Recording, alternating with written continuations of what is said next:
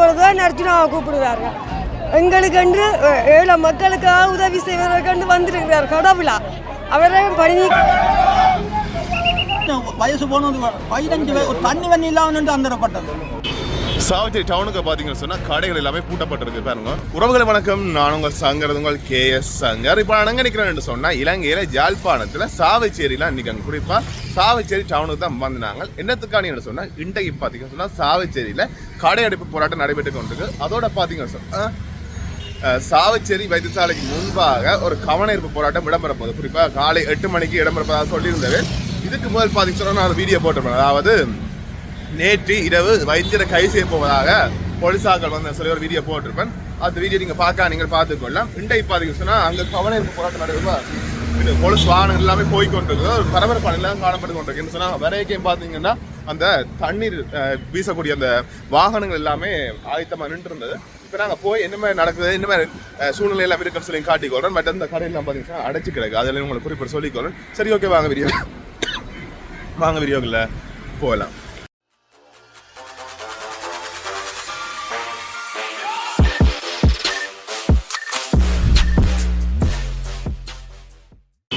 சாவச்சேரி டவுனுக்கு பார்த்தீங்கன்னு சொன்னால் கடைகள் எல்லாமே பூட்டப்பட்டிருக்கு பாருங்க. எல்லா கடைகளுமே பூட்டப்பட்டு ஒரு கவனஈர்ப்பு போராட்டம் தான் நடைபெற்று கொண்டிருக்குது பாருங்க. அநேகமான கடைகள் எல்லாமே பூட்டப்பட்டிருக்குது.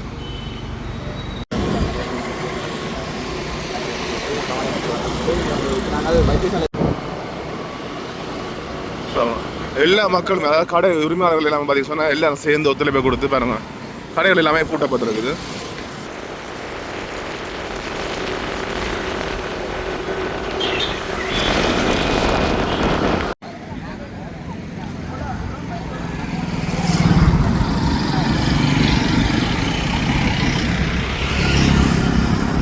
பாருங்க, இந்த நிறைய மக்கள் பார்த்தீங்கன்னு சொன்னால் உண்மையிலேயே வீதிக்கு அந்த கோடு இருக்கு தான், வெள்ளை கோடு, அதுக்கு அங்கே தான் போராட்டம் செய்து கொண்டிருக்கீங்க பாருங்க.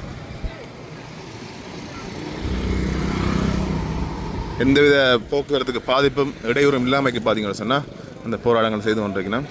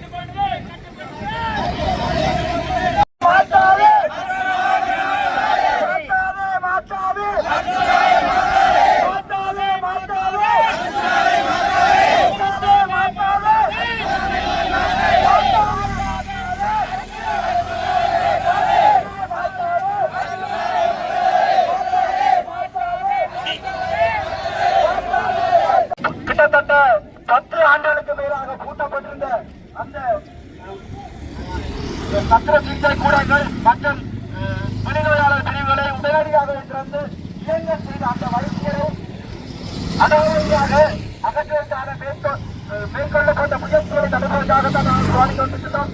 ஆகவே அவருக்காக நாங்கள் ஒரு கோஷத்தை எழுப்ப வேண்டும்.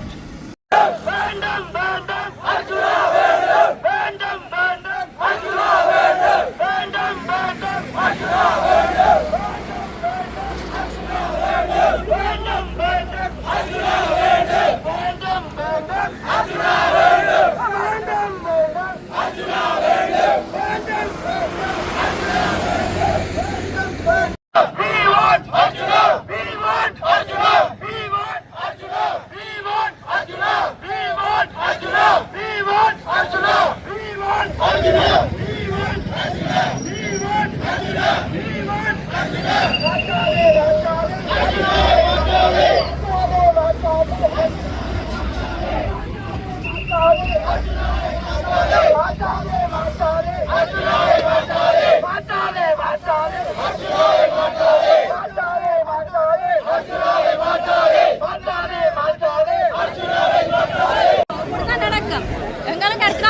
செய்கிறது அவ்வளோ நல்லது. இங்கே ஒரு தியேட்டர் உங்களுக்கு வேணும், உங்களுக்கு பிரசவம் வந்து யாழ்ப்பாணம் அனுப்பணும், அதுக்கெல்லாம் ஃபுல்லாக திரும்பிடும். பட்டு கொண்டு பிள்ளையில இருந்து ரெண்டாவது பிள்ளைங்க தெரியும்.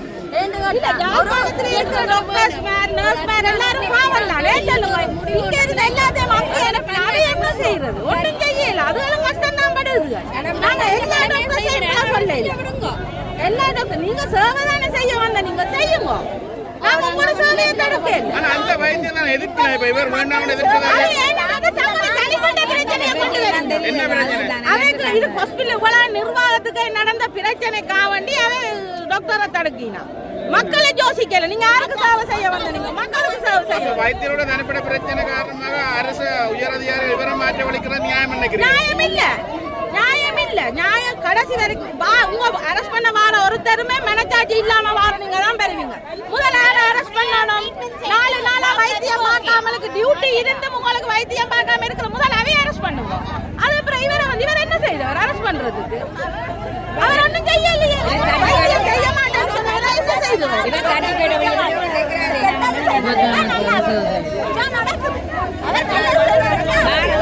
அர்ச்சனாவை மாற்றக்கூடாது. அதான் நம்மளோட முடிவு. அர்ச்சனா இங்க இருக்கணும். ஒரு 6 மாசம் இருந்து 6 மாசத்துக்குள்ள அவர்கிட்ட நீங்க புள்ளைய கண்டுபிடிச்சா நாங்க சரி. 20 நாளைக்கு என்னத்தைய மாத்த பாருங்க நீங்க.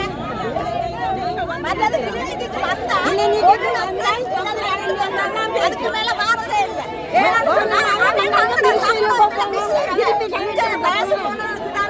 அதுக்கு குடிக்க கூடாது, தின்னக்கூடாது. இதுங்கொண்டு வயசு போனாங்க எத்தனை மணி மட்டும் இருப்பாங்க. இருந்திருக்கீங்க நீங்க அப்படி வேலை இல்லையா? 4 மூணுக்கு மேல ஒரு நாளும் இல்ல. ஒரு நாளும் இல்ல. 6 மணிக்கு வந்தா 4 மணிக்கு டைம் விடுவோம். 2 வேளை கிளினிக்கு திருப்பினா. அந்த நாங்க வேலை செய்தா எதிர்த்து கலைச்சு போட்டாங்க. இந்த காலையில 6 மணில இருந்து நேரம் 4 மணிக்கு 2 மணிக்கு வயசு போனது நடக்க மாட்டுது. மக்களுக்கு நோயாளருக்கு வந்து அநீதி இழைக்கப்படுறது. நாங்க கலைச்சு போட்டோம். என்னத்துக்கு எங்களுக்கு போனமாவும் மாத்தியாச்சு. மிருசுவில் மேடம் நடந்து நல்லா செய்யணும். இவங்கள் இருந்தா எந்த நல்லவன் வந்தாலும் நடக்கவே நடக்காது.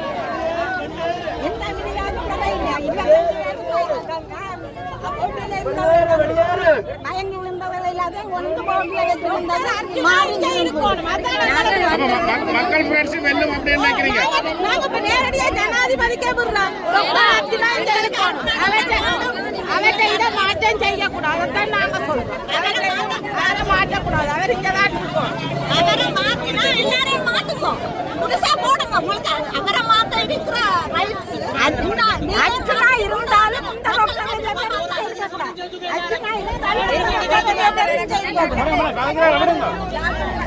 இந்த டாக்டர் எப்படி மக்களுக்கு தேவை, அதான் முக்கியம். நம்ம மக்கள் காப்பாற்ற வேண்டிய டாக்டரை இப்படி இடம்பெயர்வு செய்வது சரியானதாக வரல. இப்போ அப்படியால் அவர் எங்களுக்கு கட்டாயம் தேவை. நாங்கள் வந்து இந்த நாட்டில் இல்லை. நாங்கள் வந்து 40 வருஷமாக சுவிஸில் இருக்கிறோம். இப்போ ஹொலிடேயில் வந்திருக்கிறோம். ஆனால் இவற்றை காணொலிகள் பார்த்து இவற்றை இதுகள் எல்லாம் பார்த்து எங்களோட சொந்தக்காரரும் இங்கே பாரவை எல்லாம் ட்ரீட்மெண்ட் எடுக்கிற ஆக்கலாம். அப்போ அவையண்ட ட்ரீட்மெண்ட்டு கதைகள் இதுகள் கேட்டு வேண்டிய காணொலிகளை பார்த்தளவில் எங்களுக்கு ஒரு ஆர்வம். நாங்கள் போகிற கடையில் இந்த இதில் பங்கு பெற்றதுலேயே எங்களுக்கு சந்தோஷம். அட அப்படி ஒரு ஆள் ஏன் தவற விடுவான்னு எல்லாரும் போய் நாங்கள் நிற்கக்கூடாதுன்றா வந்து நிற்கிறோம். நாங்கள் இன்னும் போர்டேஸில் நாங்கள் ஓடுவோம். ஆனால் எங்களுக்கு அந்த வீட்டை நிற்க முடியுதில்லை. இப்படியான ஒரு பிரச்சனையில் இருந்துட்டு ஐயோ இப்படியான ஒரு டாக்டரை தவற விடுறமேன்னு அந்த ஆர்வத்திலாம் வந்து நிற்கிறோம். சந்தோஷம்.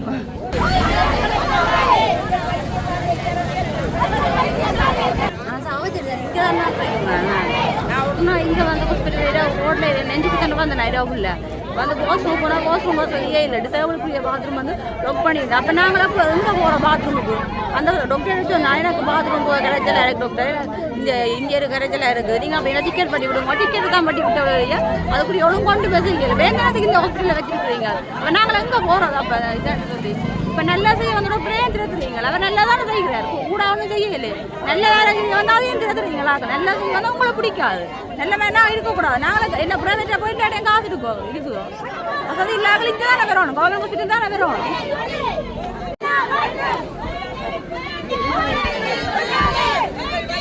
தருணத்தில் நான் கூற விரும்புகிறது என்னென்னா, இல்லை இடிக்கும் பொழுது தான் அர்ஜுனாவை கூப்பிடுவாங்க.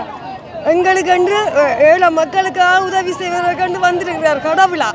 அவரை பணி நீக்கம் செய்ய விடாயங்கோ. அதை தான் நாங்கள் மன்றாடி கேட்குறோம். இந்த வைத்தியசாலை போயிருக்கிறீங்களா? ஆஸ்பத்திரியில் 3 பிள்ளைகளையும் கூட்டி கொண்டு போகிறோம். நாங்கள் எழுதி தான் தருவினோம். ப்ரைவேட்டாக வாங்குவோம். எங்களோட காசு வசதி இல்லை. அப்புறம் வேறு ஹாஸ்பிட்டலில் போய் எடுக்கிறது மருந்து.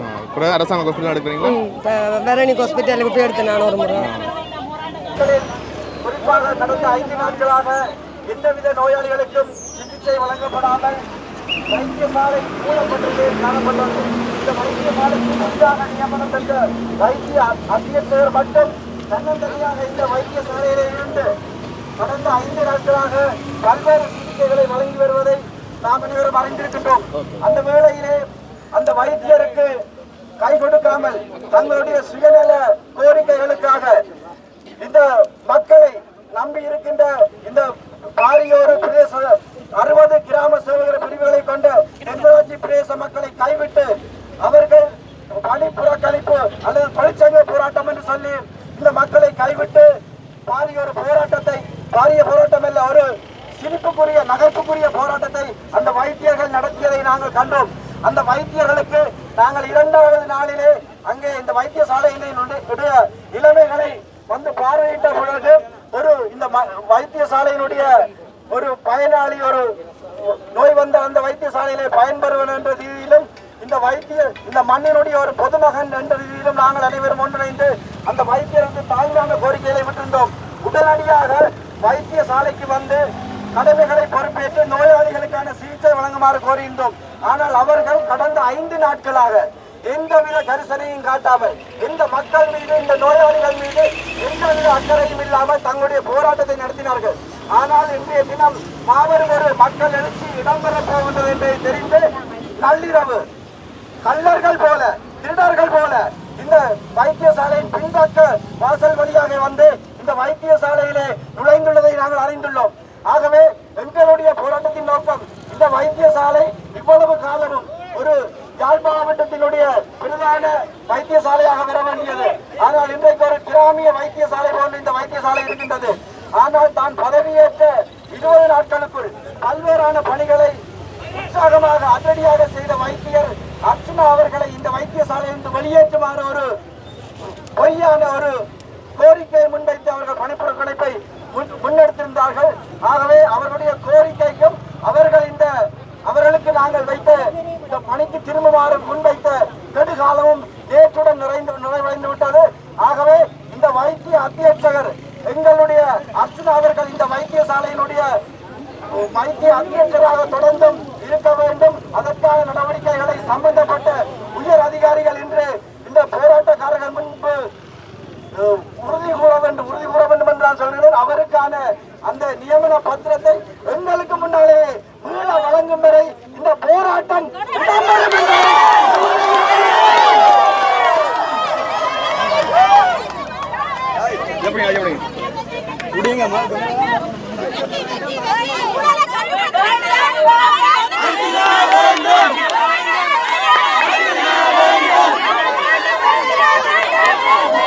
வந்து நாங்கள் திரும்பி போனோம். 70ஆம் ஆண்டு பிறப்பு செடிக்கல இந்த இங்கே நடந்தது. 53ஆம் ஆண்டு இன்றைக்கு ஆண்டு இன்றைக்கு எங்களோட பிள்ளைகள் இங்கே நடந்தது. இன்றைக்கிட்ட பேர பிள்ளையாண்டே இங்கே கொண்டு ஓடியா அவர் சட்டா வைத்திய இது வந்தது ரிப்போர்ட்டில் எல்லாத்த பிறப்பு செடிகளும் அப்படி உண்மையாக இருக்கும். நாங்கள் அந்த யாழ்ப்பாணம் முனிலுக்கு போவேன். நாங்கள் திரும்பி எத்தனை வயசு போனது 15 ஒரு தண்ணி வண்ணி இல்லாமல் அந்தரப்பட்டது. நீங்கள் அவ்வளோ டாக்டர் வர நின்று நீங்கள் மேலே அதுகளுக்கெல்லாம் நீங்கள் மருத்துவத்தை கொடுத்து எல்லாம் அந்த அதை வெள்ள 8 மணிக்கு அதை அனுப்பியிருக்கலாம். ஆனந்த தண்ணி இல்லை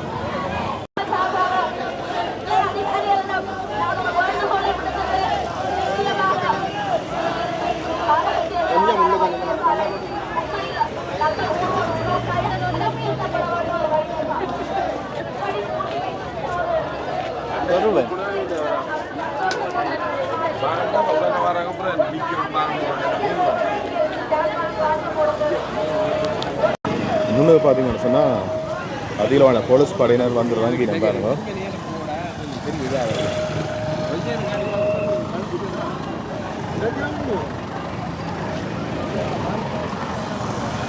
எல்லாரும் அவசங்களோட